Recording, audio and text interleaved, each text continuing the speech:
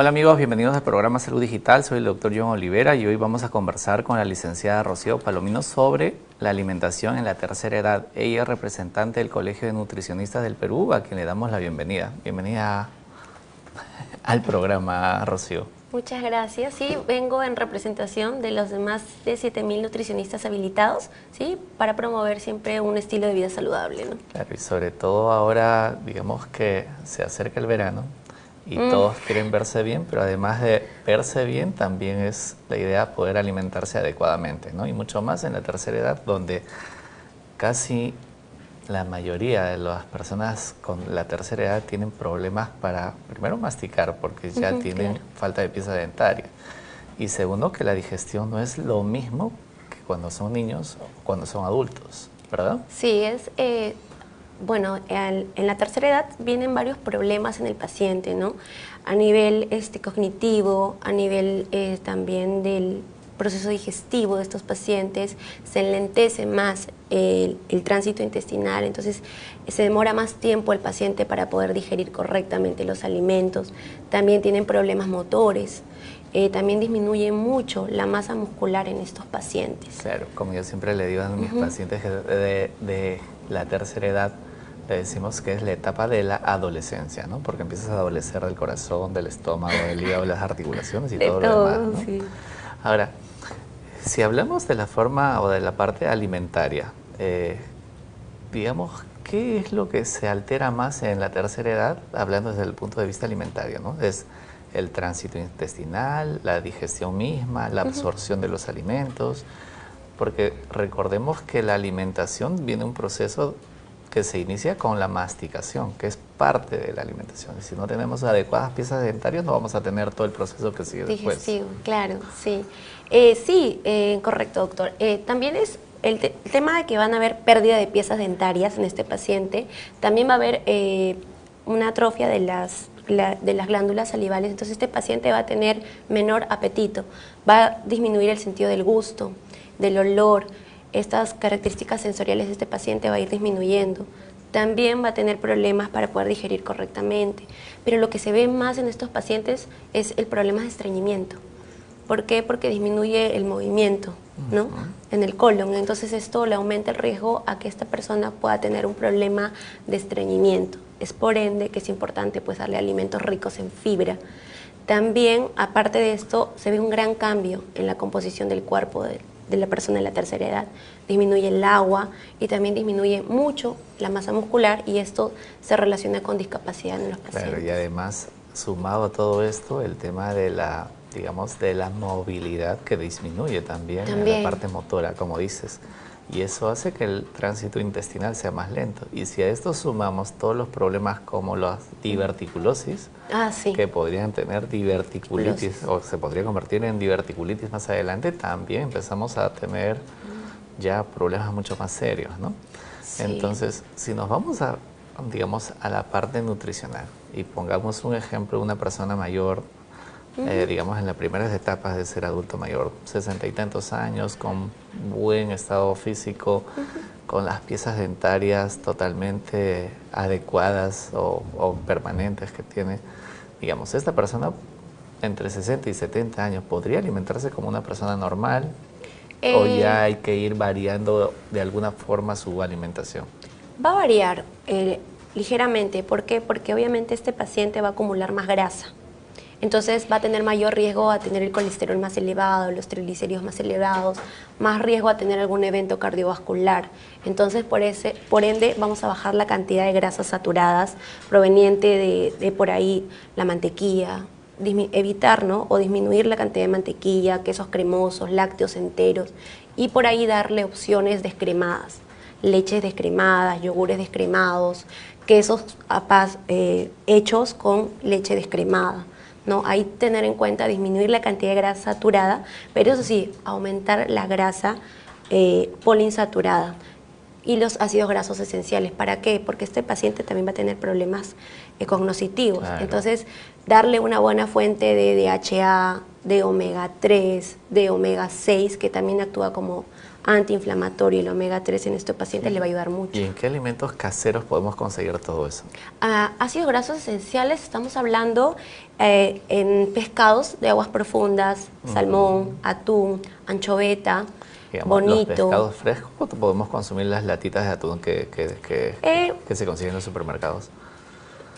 Poner en la alimentación sería bueno introducir dos veces por semana un pescado como salmón, anchoveta, bonito, caballa, jurel, que está más a la accesibilidad Digamos, un pescado fresco, ir un al pescado mercado, fresco, comprar sí, el pescado. ensudado mucho mejor que frito, porque al freírse, obviamente, ese ácido graso insaturado se va a saturar. Se va a transformar, ¿no? Entonces, mejor en una preparación como un sudado de pescado es una buena alternativa para estos pacientes. Y en el caso del pescado crudo, digamos, como el ceviche, digamos, ¿qué propiedades adicionales tendría un pescado crudo versus un pescado a la plancha, si podemos decir? Para el tema del sabor también. Hay Pero pacientes, nutricionalmente, digamos, varía en algo. Bueno, ambos tienen un proceso. Uno tiene un proceso térmico, en el cual hace que se digiera mejor la proteína, porque la proteína se ha modificado y es más fácil de digerirlo. Y tener en cuenta que estos pacientes ya de por sí tienen más problemas para digerir correctamente. Entonces sí, yo les recomendaría un pescado cocinado, ¿no? Es más, tiene mucha más fácil digestión y esto le ayuda al paciente a que pueda también digerir correctamente, le va a ayudar bastante también. En cambio el ceviche, si bien es cierto, tiene el ácido, ¿no? Claro. Que le ha ayudado a mejorar la proteína. De alguna manera, en cocción se mejora, ¿no? Con tratamiento térmico hay una mejora. Pero digamos, no es que restringirle, sino que coma una vez. Claro, hay que de vez en tener en cuando cuenta que un pescado obviamente crudo, ¿no? sí, el gusto de estos pacientes va a ir disminuyendo. Entonces, por ende, hay que esforzarnos en dar preparaciones que tengan una mayor variedad, más cantidad de colores en la preparación. También tener en cuenta darle color verde, color rojo, porque no solamente van a tener vitaminas, minerales, agua y fibra, sino también van a tener antioxidantes, que es para evitar justamente o retrasar un poco el envejecimiento en estos pacientes. Claro, ¿no? digamos, en términos generales, todas las verduras, como dices, hay que darle color, ¿no? Sí, colores. De los tomates o las frutas o verduras rojas o coloradas, ¿qué propiedades tienen estas versus a las que son verdes oscuras o verdes claras? Por ejemplo, las rojas tienen licopeno. Okay. El licopeno es un antioxidante, un fitoquímico que le va a ayudar también a evitar o disminuir la oxidación de las células. Entonces va a ayudar para que esta persona un poco pueda disminuir, ¿no? O retrasar un poco el envejecimiento de sus células. Le va a ir súper bien.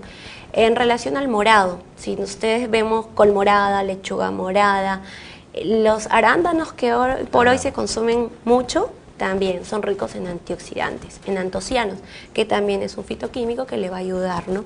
A reforzar el sistema inmunológico. Claro, además que te alcaliniza un poco más la sangre, sí, también, ¿no? Ahorita los arándanos están dando mucho que hablar, básicamente por eso. Lo estamos exportando mucho, sí. Y hay que aprovechar lo que tenemos, ¿no? Lo que acá estamos produciendo. Incluso para ciertas enfermedades como las infecciones urinarias a repetición también se recomienda arándanos. Arándanos, ¿no? sí. O sea, como se decía en medicina funcional, tenemos toda una farmacia en la refrigeradora de la casa, ¿no? Sí, porque actualmente se está volviendo a retomar este tema de las comidas saludables y el tratamiento, porque se dice que uno se enferma de acuerdo a lo que come, y en un adulto mayor mucho más. Sí, dice que somos lo que comemos. Claro. Si nos alimentamos bien, también eso es lo que nosotros vamos a transmitir. Claro. Ahora, digamos, vamos por las comidas ya que nos has ido explicando un poco más específicas para ciertas patologías que padecen una persona mayor. Normalmente una persona mayor tiene problemas cardiovasculares. Puede ser que tenga la presión alta o también sumado a esta una diabetes. En ellos, ¿alguna recomendación en especial? Por ejemplo, en el tema del consumo de líquidos, el desayuno, el almuerzo, la cena, ¿cómo es que ellos se deberían alimentar teniendo estas dos condiciones? La presión alta y ser diabéticos. Si estamos frente a una persona con hipertensión, obviamente ahí tenemos que cuidar el volumen, ¿no? La cantidad de líquidos que le damos. No quitarle, sino restringirle, disminuir la cantidad, ¿sí? Si es que estamos hablando de una persona que tiene problemas cardíacos. Si es hipertensión, ahí moderar el consumo de líquidos, ¿no? En relación a un paciente que estamos hablando... el consumo de sal, ¿no? Muy importante el consumo de sodio, ¿no? Siempre se recomienda menos de 6 gramos al día. Entonces hay que cuidar mucho la cantidad de sal que le añadimos. Y si sumamos a esto, el paciente consume muchos snacks, comida enlatada, comida fast foods, que son ricos en sodio, y encima le añadimos sal a todas nuestras preparaciones, vamos a tener una gran cantidad de sal, y eso no es bueno porque aumenta cualquier riesgo a tener un evento cardiovascular, ¿no? Que es lo que queremos evitar justamente en estos pacientes. Y cuando estamos frente a un paciente, de por sí un paciente de la tercera edad va a tener más problemas porque disminuye la cantidad de insulina, ¿no? Y la insulina es lo que le va a ayudar a la persona a mantener los niveles de azúcar normales en sangre, ¿no? Le va a ayudar a nivelarlos. Entonces, como va a tener menos, ahí este paciente va a tener más problemas con las glucosas, que va a tener un poco más altas, ¿no? Que un versus a una persona adulta. Claro. Entonces ahí hay que tener en consideración eso y disminuirle la cantidad de carbohidratos simples. O sea, los azúcares refinados, las mieles, las mermeladas, los néctares. Mieles, ¿te refieres a la miel de abeja? ¿O es que la miel de abeja sí la puedes administrar libremente? Yo creo que todo tiene que tener un consumo equilibrado. No es que hay que quitarle, vamos a ver las necesidades de ese paciente. De repente ese paciente está con su sistema inmune, ¿no? Un poco más deprimido que otro, entonces ahí sí podríamos darle miel. Pero si ese paciente si de repente es una persona de la tercera edad que hace actividad física, ¿no? Realiza algún tipo de ejercicio. Entonces a ese paciente sí le podemos aconsejar que utilice la miel. Pero si ese paciente no realiza actividad física, es una persona sedentaria, ahí sí evitarle, darle otras alternativas, ¿no? De repente podemos darle ahí la fruta picada. Tiene ganas de consumir algo dulce, le doy una manzana, una pera, un durazno, los mismos arándanos que hemos hablado. Claro. Entonces le doy otra alternativa que también va a ser beneficiosa para su salud. ¿Y qué frutas o qué verduras son las que te producen mayor cantidad de gases? Digamos que deberían evitar las personas que tienen algún problema intestinal o gastrointestinal. Bueno, en relación a las verduras, bueno, la col, el coliflor, el brócoli en algunas pacientes, ¿no? Cada paciente responde diferente, claro. Pero en general suelen ser estas, ¿no? La cebolla cruda, las menestras, ¿no? Pero no a todos, porque claro. Si bien es cierto, estos pacientes tienen mayor riesgo a tener estreñimiento.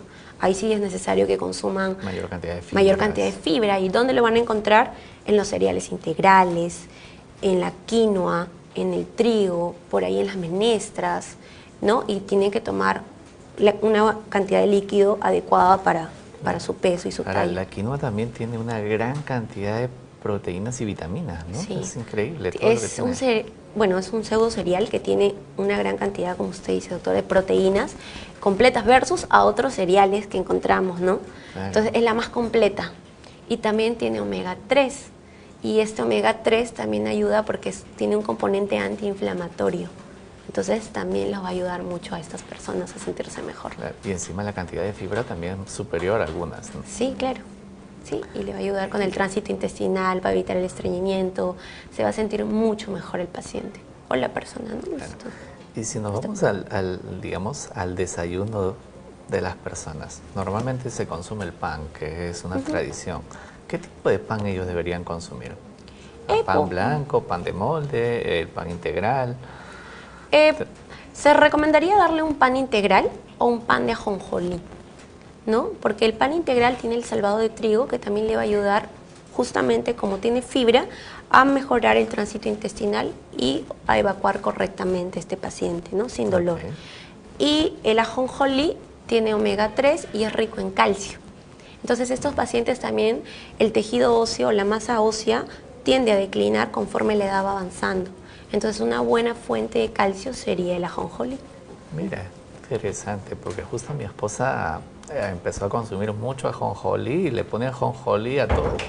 A la ensalada ajonjolí y además aportar todo lo que nos mencionas, sí, claro. es rico. O sea, es rico. Le da un sabor especial a todo. Entonces, a la población de la tercera edad, ¿no? Mejor aún, porque si bien es cierto, tienen más problemas por el apetito, también algunos sufren de depresión, algunos con la demencia senil. Entonces, a estos pacientes hay que darle pues más, cuando elaboramos las preparaciones, le estamos dando también un afecto de amor a ellos. Claro. Y qué bien se van a sentir, y por ende va a mejorar también la recepción de los alimentos. Claro. Y ahora, el consumo, por ejemplo, de los aceites, el aceite normal versus el aceite de oliva o el aceite del Sacha Inchi, ¿qué beneficios podría aportar este tipo de aceites a las personas mayores? En relación, por ejemplo, si hablamos del aceite de oliva, el aceite de oliva es rico en omega 6, omega 9. O sea, tiene 3, 6 y 9, pero predominantemente tiene omega 9, entonces también le va a ir muy bien, porque las grasas insaturadas son importantes, ¿no? Para la lubricación también de nuestras articulaciones, para mantener la temperatura corporal de estos pacientes. Pero sí, de preferencia, el aceite de oliva no hay que freírlo. Claro, porque ¿sí? Ya se desnaturaliza. Se desnaturaliza. Entonces se recomienda darlo en ensaladas, o por ahí, si le preparo un puré o le preparo un guiso de quinoa, lo pongo encima. Okay. O por ahí el pan, refregarlo con un poquito de aceite de oliva. Se va a utilizar mejor ese tipo de grasa. Y encima el ajonjolí. El ajonjolí, perfecto. Claro. Si fuera, por ejemplo, el aceite de Sacha Inchi, es más rico en omega 3. Entonces, es más rico también, y el aceite de girasol también, que tiene un costo menor y es más accesible a todos. Claro. Entonces yo siempre recomiendo a mis pacientes el aceite de girasol. ¿Por qué? Porque también es rico en omega 3. Entonces lo puedes poner en tus ensaladas, y también es más resistente al calor que el aceite de oliva. Entonces claro. Y hasta podríamos estar hablando con todo esto, una neuroprotección también con tanto omega que se va consumiendo. Claro. ¿No? El omega 3, que está tan relacionado con estructura y formación del cerebro. Claro, además podríamos evitar todos los procesos degenerativos o neurodegenerativos que van relacionados a la edad. Sí, podemos cuidarnos, o sea, hay que cuidarnos siempre, ¿no? Toda nuestra vida hay que mantener. La cúrcuma, digamos, ahorita está de moda que todo el mundo consume cúrcuma. ¿Qué beneficios tiene la cúrcuma? La cúrcuma es un antioxidante. Le va a ayudar mucho también a los pacientes que tienen problemas de hipertensión. También les va a ayudar bastante a pacientes que tienen diabetes, tienen problemas de dislipidemias. También hay evidencia científica en el cual se ha visto que a los sujetos que han consumido cúrcuma ha disminuido la cantidad de triglicéridos, de colesterol. Claro, esto siempre sumado a una alimentación equilibrada. Claro. Y si nos vamos al otro extremo, de las pacientes que no tienen piezas dentarias o que tienen algún problema neurológico donde ya el masticar se les hace difícil o complicado, ¿cómo les damos? ¿Licuamos toda la comida normal que tenemos y se la damos? ¿O de qué forma podemos alimentar a ellos? ¿O qué alimentar también? ¿O con qué alimentarlos, no?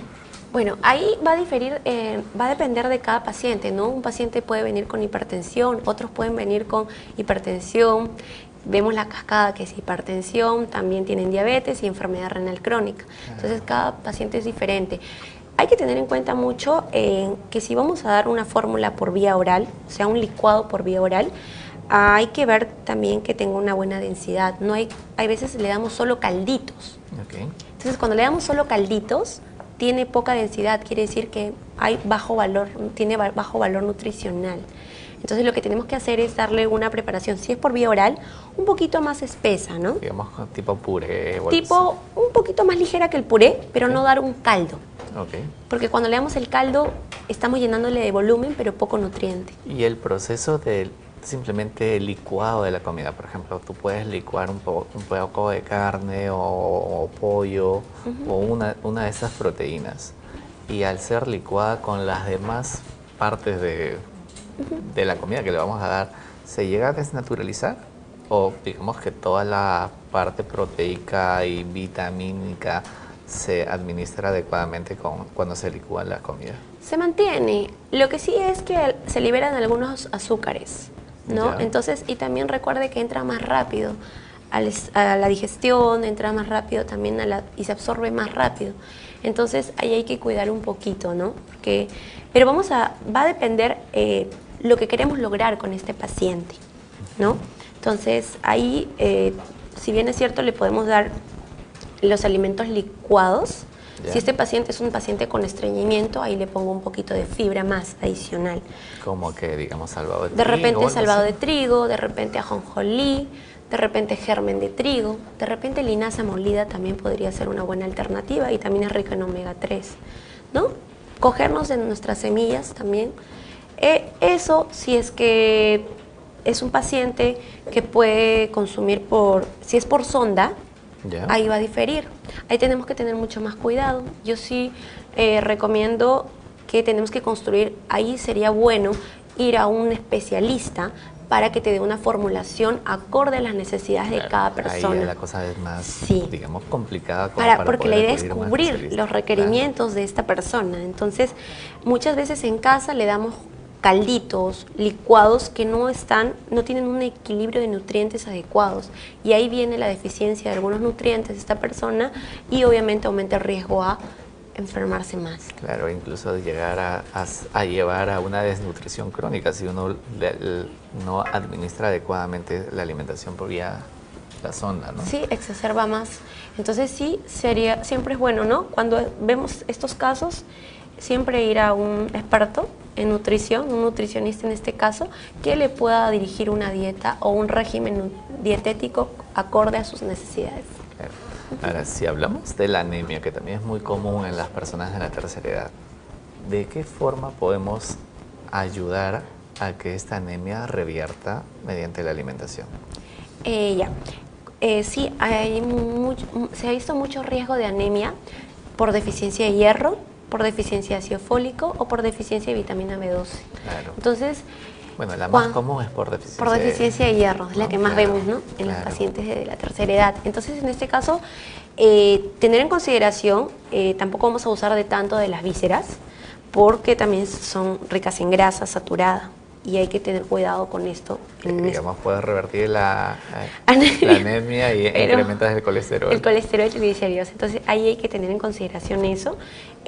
Podemos introducir en su dieta alimentos ricos en hierro y también de origen animal y de origen vegetal. Y las hojas verdes, ¿no?